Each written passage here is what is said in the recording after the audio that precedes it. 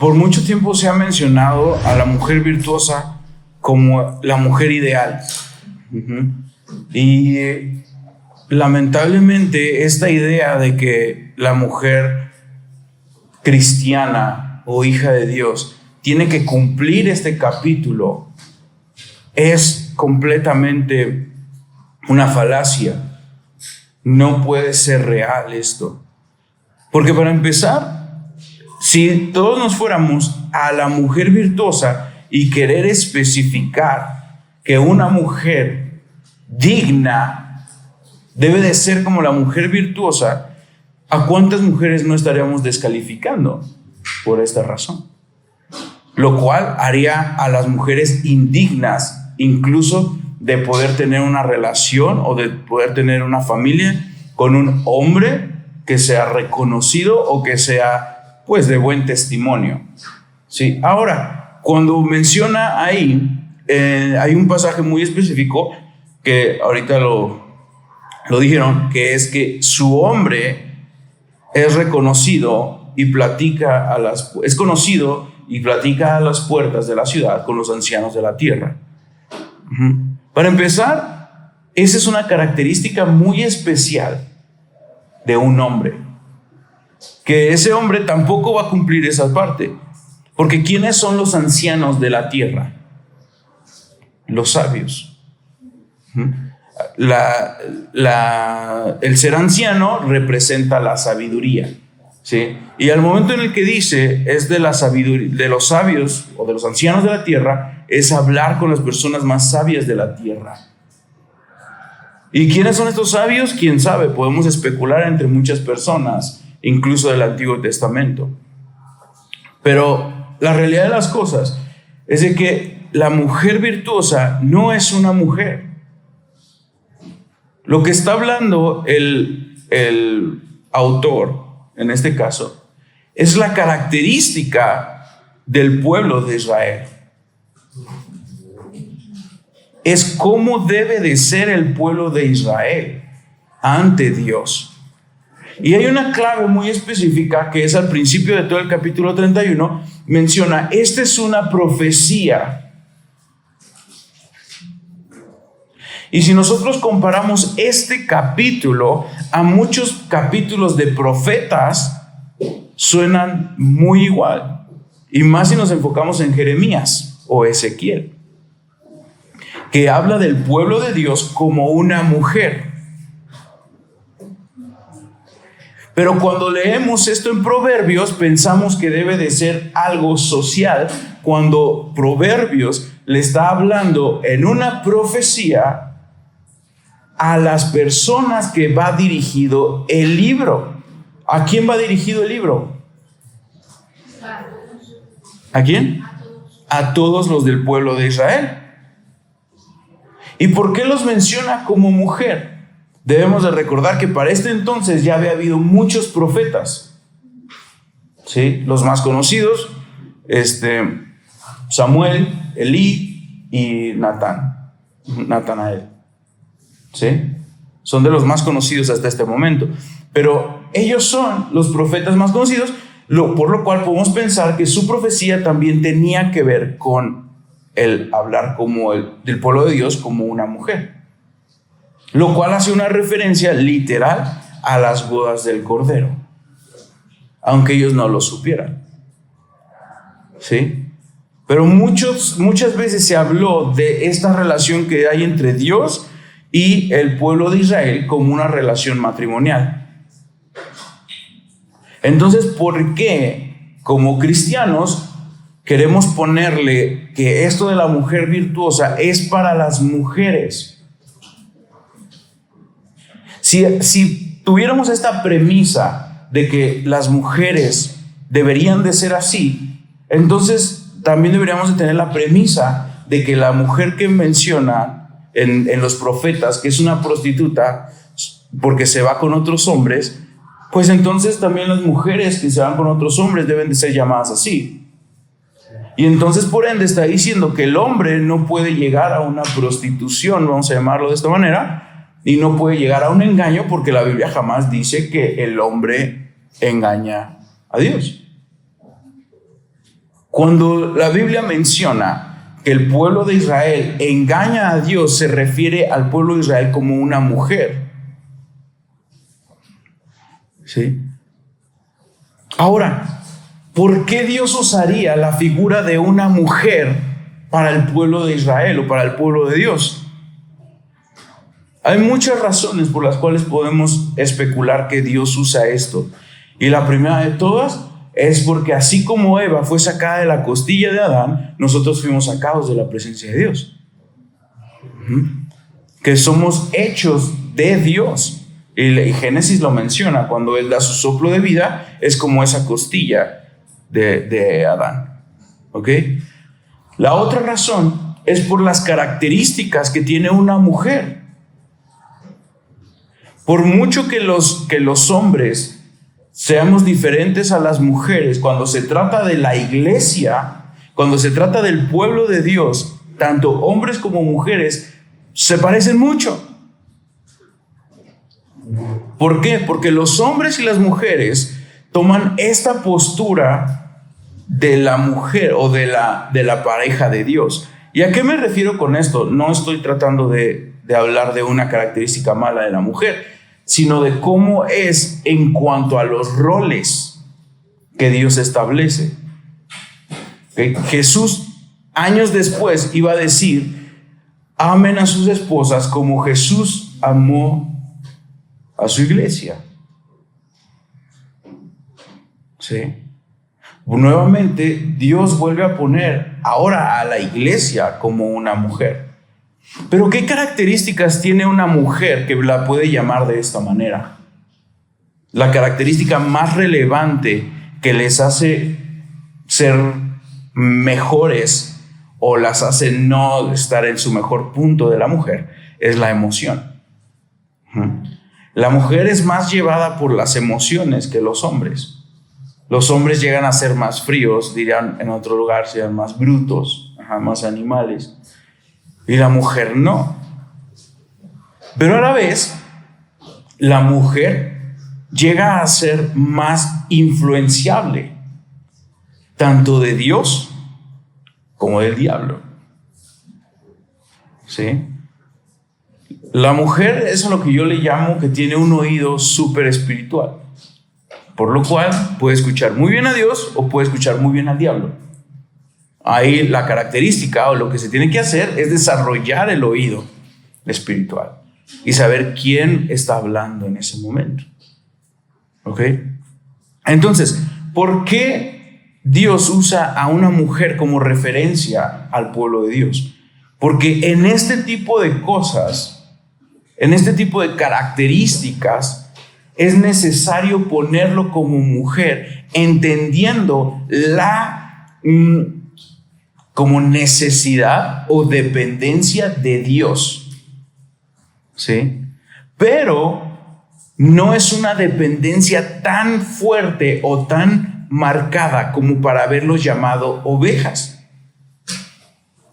Sino cuando Dios menciona al pueblo de Israel como esposa o como mujer, está evidenciando una relación de amor, cosa que no puede tener un pastor con sus ovejas. ¿Se me explicó? Entonces, siempre cuando nosotros leamos que el pueblo de Israel se le está haciendo llamar como una mujer, no es simplemente porque sí, sino es porque está denotando una relación de amor, una relación mutua. Y los profetas usan mucho esta estructura. Sí. Entonces, ¿qué deberíamos de hacer nosotros como iglesia en el momento en el que se le menciona a una mujer o se le pide a una mujer que sea como la mujer virtuosa? Hay un pasaje que se los he repetido algunas veces, que a mí me encanta mucho, que es Jesús diciéndole a los fariseos: les ponen cargas que ni siquiera ustedes están dispuestos a llevar.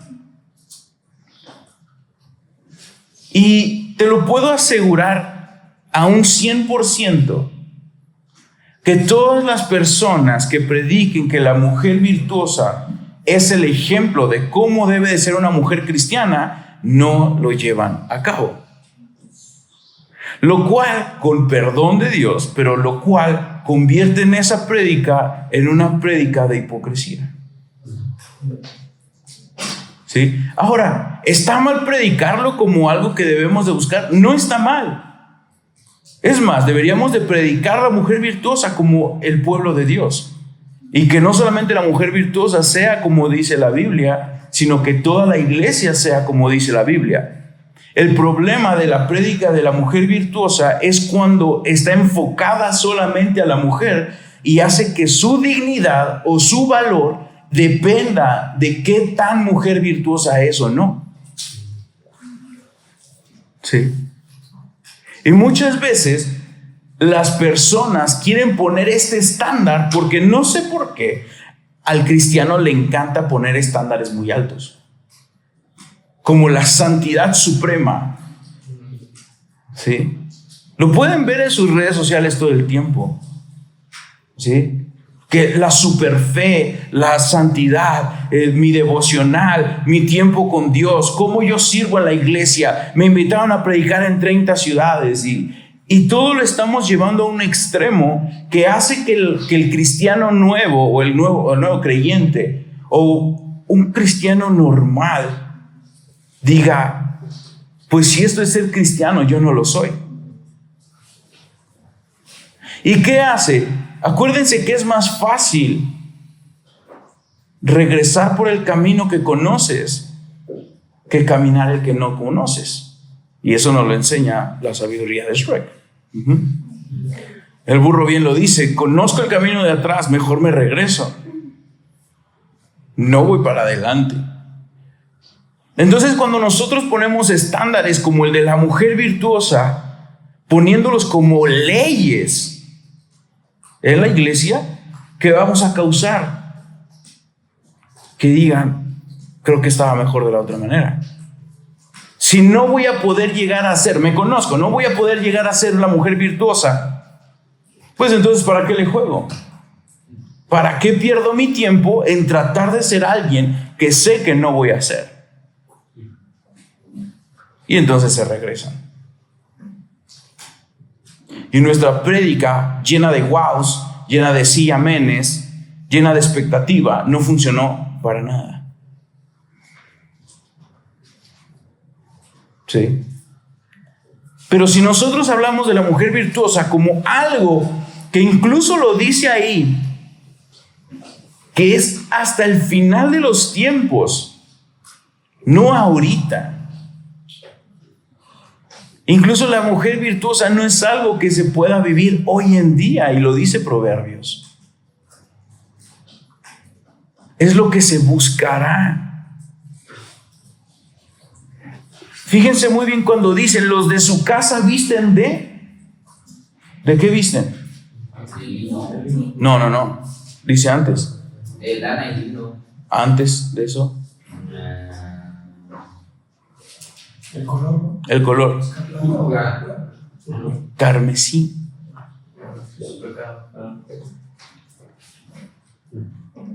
Y yo te pregunto, ¿qué alegoría tiene el color carmesí? La sangre de Cristo. ¿Qué alegoría tiene el vestido de lino fino? ¿Y cuándo vemos en la Biblia que la iglesia usa el lino fino? En las bodas del Cordero. Es decir, ¿cuándo va a existir la mujer virtuosa? En las bodas del Cordero. No ahorita. Ahorita podemos empezar a practicar.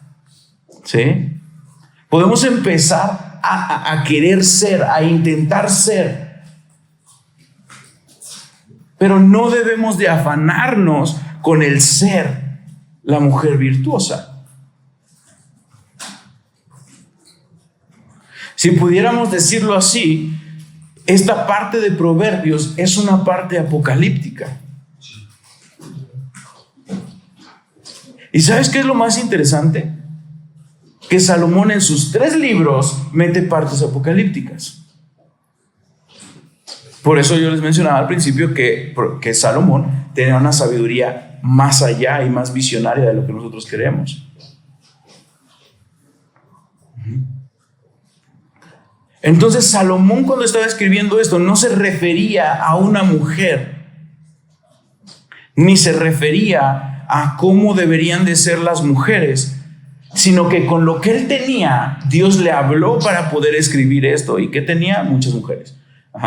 Entonces, con una mujer, quizá fue la que mejor le fue, quizá fue la mujer que dijo, wow, ella es sorprendente. Quizá de ella se basó para decir, alguien como tú deberíamos de ser nosotros para con Dios. Porque si tú me haces sentir bien a mí, como nosotros como pueblo, ¿cómo debemos de hacer sentir a Dios? Esa es una idea. ¿De dónde pudo haber salido la mujer virtuosa? Pero lo que sí es que no salió de un mandato, ni tampoco salió de una idea totalista. Sí. Y eso debe de ser algo que deberíamos de predicar, no en un púlpito, sino en un día a día. Sino cuando una mujer se te acerca a decirte algo, alguna falla, algún problema. ¿Sí me explico? Deberíamos de ser esa empatía y no ver la mujer virtuosa como lo que le hace falta, sino ver la mujer virtuosa como lo que va a llegar a ser. ¿Sí? Ya porque dice la Biblia que la mujer virtuosa atiende su casa, la mujer debe de atender su casa. ¿Y qué pasa si no? ¿Qué pasa si una mujer cristiana que tiene una relación impecable con Dios no atiende su casa, no arregla su casa? ¿Qué pasa? ¿Dios la desecha? ¿No? Cuando habla de arreglar la casa o cuando habla de hacer los quehaceres, no se refiere a los de la casa, se refiere a los internos. Una persona, la mujer virtuosa o el pueblo virtuoso, me gusta más llamarle así, el pueblo virtuoso es aquel que arregla sus problemas, es aquel que está cuidando su corazón, es aquel que atiende, es aquel que se esfuerza. Entonces la mujer virtuosa no es algo de género. Es como debe de ser el pueblo de Dios. ¿Sí me estoy explicando con lo que le estoy diciendo? Y para mí este es un tema muy importante. ¿Por qué? Porque he escuchado y he visto mujeres con, vamos a llamarlo, cierta influencia, predicar estos mensajes animando a las mujeres a que sean como la mujer virtuosa. Y esos ánimos parecen ser más pasivo-agresivos que nada. Es el estándar. Así tiene que ser. Un ejemplo muy claro es cuando se pone de moda este famoso ritual nocturno de las mujeres, que es el skincare. Se pone de moda y antes el skincare de las mamás o de las abuelitas era crema, desmaquillante, alguna otra crema y se acabó. Hoy en día a una mujer se le ocurrió decir, no, es que necesitas esto y esto y esto y esto y esto y esto y esto y esto para hacer tu skincare. Y entonces las mujeres, algunas mujeres, no digo que todas, algunas mujeres que tienen una falta de identidad o que tienen algún problema de querer pertenecer, ¿qué hacen? Comprar ¿Para qué? Para hacerme el skincare que dicen que así debe de ser. Y están gastando dinero, están poniendo su enfoque en otras cosas, están perdiendo quizás hasta el tiempo. Algunas no dudo que sí sirve completamente. Pero a lo que voy es que muchas veces hacemos lo que nos dicen las personas que hagamos porque según ellos es lo correcto. Y justo ahorita estaba escuchando una charla y decían algo muy cierto, y es: el más conocido no es el más inteligente. No por el hecho de que tú veas que es un pastor, una pastora, quiere decir que así es la vida de cristiano. ¿Cuál es? Y este es el secreto más oscuro de ser una persona reconocida de una mala manera. Y eso, no sé, los que hayan estudiado un poco este business, eso lo enseñan literalmente. O sea, te dicen: ¿quieres lograr algo? Haz esto. ¿Qué es? Provocar FOMO en las personas. ¿Quieres subir seguidores? Provoca FOMO. ¿Y qué crees? Eso también sucede hoy en la iglesia. Provoca FOMO. Que la gente vea que tu vida es wow, espectacular. Ajá. Te rolan una sola vez al mes en la alabanza y lo publicas como si un día más en la alabanza. O sea, bro, eres coro, bro. Ajá. Y ya, o sea, wow, ya estoy aquí. Eres la voz 8, no está dentro. ¿Sí me estoy explicando?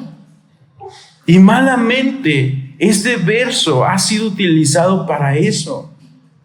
Para que tú veas a pastoras o a líderes como: si lo está predicando es porque lo está viviendo. Nada más alejado de la realidad. Nada más alejado de la realidad. Predica lo que vives. Eso es lo que tú y yo debemos de predicar. Predica lo que vives. Hay temas en la Biblia que no podemos vivir, pero que estaría padrísimo predicar. Predícalos, pero dilo. ¿Sí? Esto es algo que Dios busca en nosotros y que vamos a lograr tener si hacemos tal.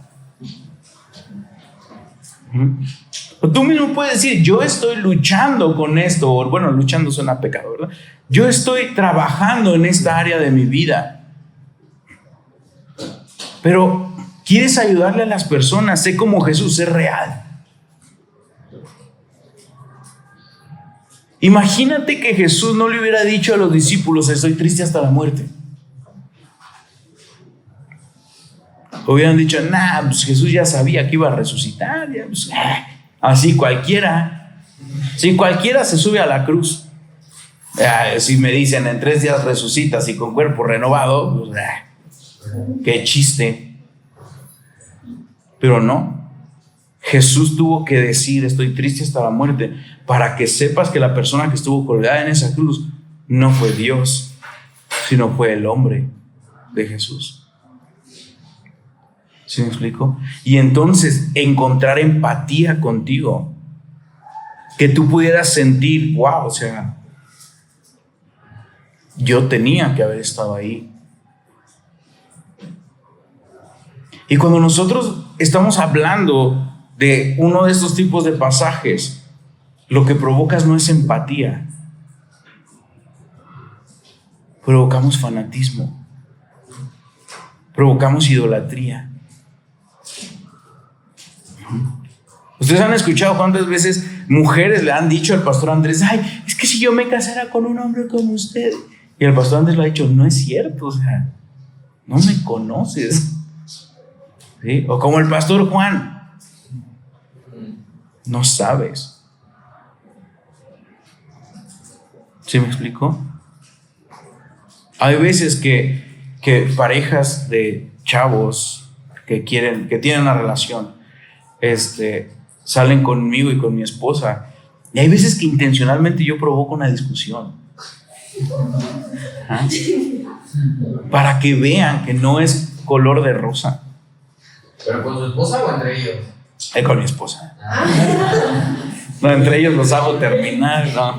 No, o sea, con mi esposa. O sea, no una discusión así, no, sino un desacuerdo. ¿Sí? ¿Para qué? Para que no piensen que ¿sí me explico?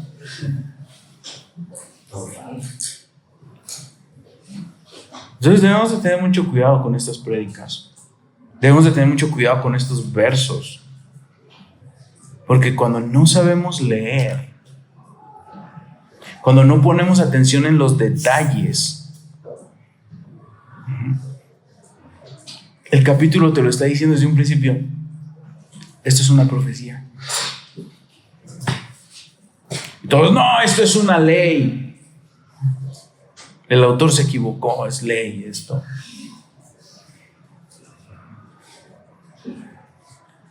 Y aparte de todo, es un consejo de convivencia social. Es un consejo de convivencia social. No es un consejo de convivencia con Dios. No lo es. La sabiduría, ¿para qué la necesitamos? ¿Para qué necesitas sabiduría?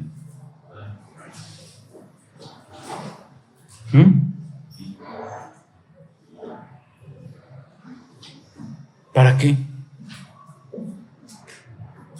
Para vivir conforme Dios quiere que vivamos. O sea, sin equivocarnos tanto, sin generar guerras.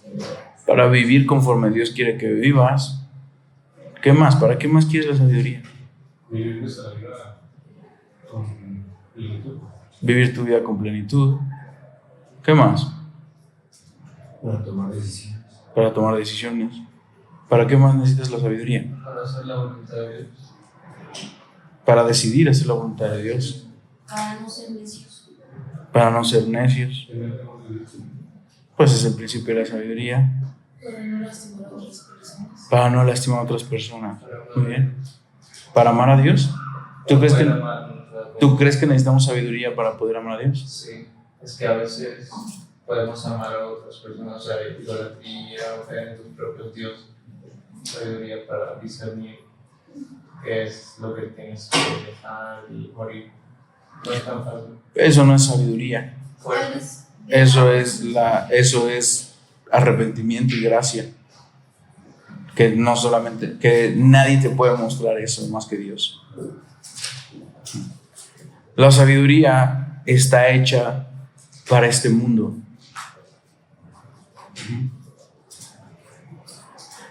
El temor a Dios va a dictaminar mi conducta con el mundo. Sí. Pero mi temor a Dios no me va a hacer tener una relación con Dios. El temor a Dios es una relación con Dios.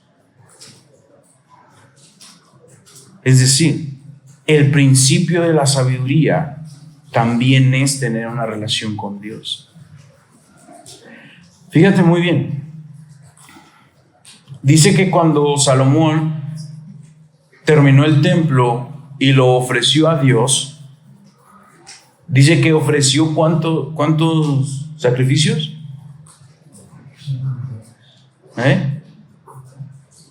Miles de sacrificios. Durante días no pararon los sacrificios. Tanto que Dios descendió y le dijo, bueno, pues, ¿qué quieres? ¿Qué se te ofrece en este momento? ¿Qué es lo que pide Salomón? Sabiduría. ¿Por qué Salomón pidió sabiduría? Para dirigir a su pueblo, al pueblo de Israel. Para dirigir al pueblo de Israel. ¿Y por qué no pediría riquezas? Yo creo que porque sabía que con la sabiduría o sea, le pidió sabiduría porque obteniendo sabiduría es más fácil, o sea, se dio cuenta que es más fácil obtener las demás cosas.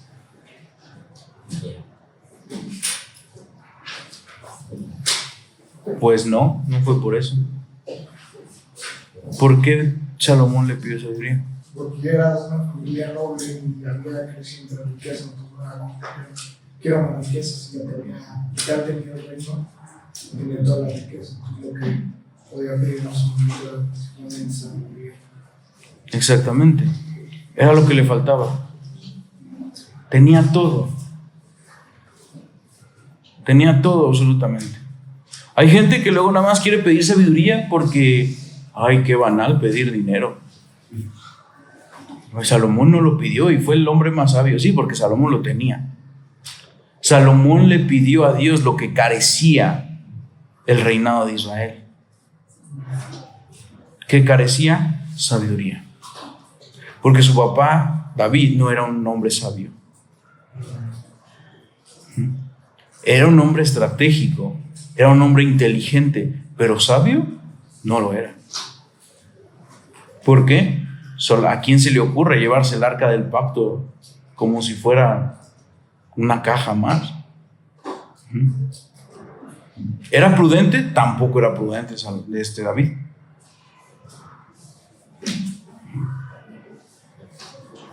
Entonces Salomón sabía. ¿Y qué era lo que su papá le enseñaba a Salomón? Busca a Dios. Busca a Dios. Busca a Dios. Busca a Dios. Y Salomón entendió. Dijo, ok. ¿Y qué fue lo primero que hizo cuando entregó el pueblo? Cuando entregó el templo. Buscó a Dios. Entonces la pregunta que yo tengo para ti es, ¿le pidió sabiduría porque no tenía? ¿O le pidió sabiduría porque era un hombre sabio?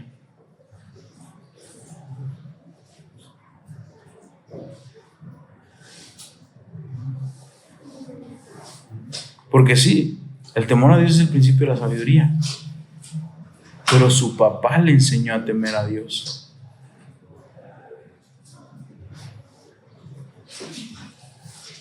¿Sí me estoy explicando con esto? El hecho de que su papá les haya enseñado, le haya enseñado a él a buscar de Dios, no fue solamente enseñarle, sino hacer lo que buscara a Dios. Por algo él sabía lo del templo. Por algo él sabía los sacrificios. Salomón ya era sabio. Y su decisión más sabia de toda su historia fue pedir más sabiduría. ¿Sí me explico con esto? Entonces, todo lo que me dice Proverbios no es un hecho de la cual dependa mi relación con Dios. Que yo viva conforme a lo que dice Proverbios depende de mi relación con Dios. No, mi relación con Dios depende de lo que dice Proverbios. ¿Sí me explico cuál es la diferencia? Es que estoy escuchando a muchos necios. Métete más con Dios. Es que no sé si fulanito o fulanita es para mí. Métete más con Dios.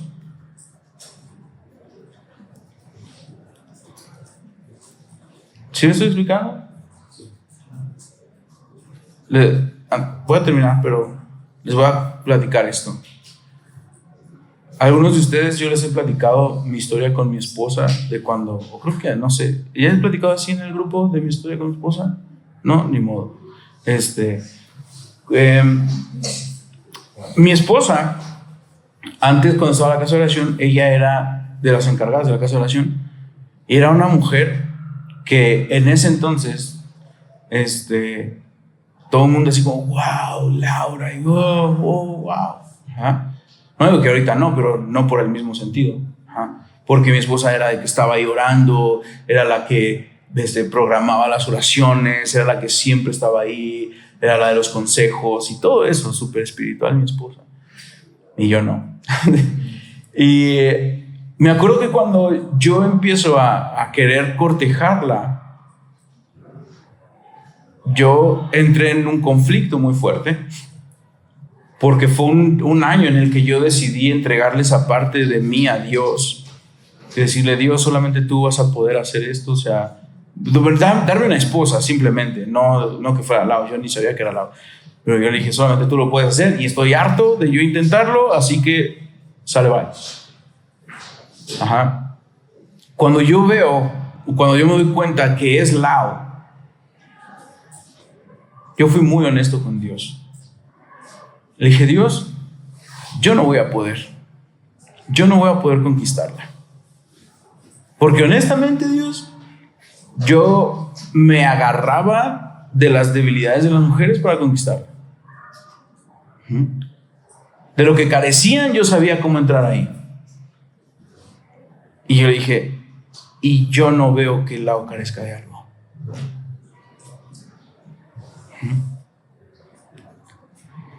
Y le decía: y yo no veo que que Lau necesite un hombre.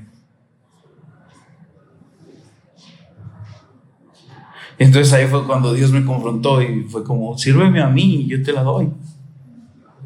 Y yo como: esta historia ya me la sé. Me va a aplicar 14 años. Y cuando yo digo: ok, está bien, dejo de cortejarla y empiezo a meterme en las cosas de Dios más fuerte, es entonces cuando yo empiezo a andar con Lau. Ahora, Lau realmente no tenía cosas que estuvieran mal. Sí tenía. Tenía debilidades, también tenía. Tenía problemas, también los tenía.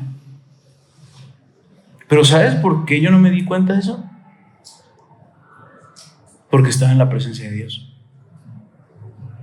Porque estaba oculta dentro de Dios.